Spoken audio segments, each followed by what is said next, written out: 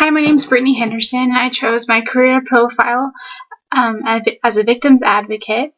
There's a victim service unit in Anchorage, Alaska, where I'm from, and they listed some of the, as a work environment as a victim advocate, is they generally work in police departments and in county and criminal courts.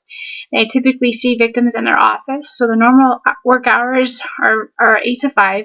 However, there are times when counseling services are needed at a crime scene, so they usually have they do routine rounds where someone is on call in case any of that happens.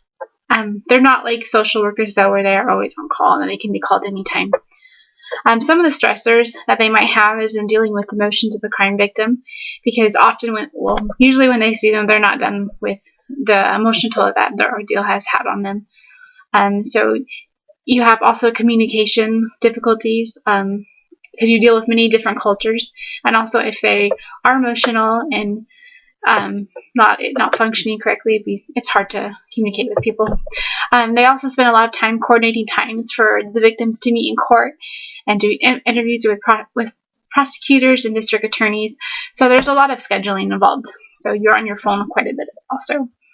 Some of the common tasks that they do is they transport victims to court. So they also travel. They're accompanying victims in court proceedings. They're assisting in victims in filing protective orders, and they help victims seek restitution. They also notify victims when criminals transfer to other correctional facilities, have parole, or are released.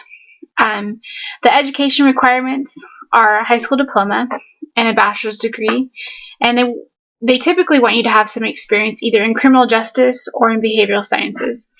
And it depends on what place you apply to, but some of them said that college credits, they did apply as experience. So the starting salary is usually in the 30 to 35 range, and an experienced salary range is around 40 to 45,000.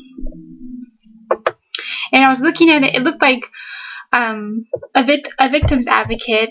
A lot of you'd move from being a social worker to going into victims advocate a lot of times, because I think a victims advocate, they'd get paid a little bit more, and there's not quite as much stress put on them. They do work with victims, but they're not in charge of them, kind of like a social worker would be. They don't have quite as much put on them, because they're mostly just transferred in the court. They're the liaison between the victim and a court system, and that's kind of their job description. All right, that's all I have. Thanks so much. Bye.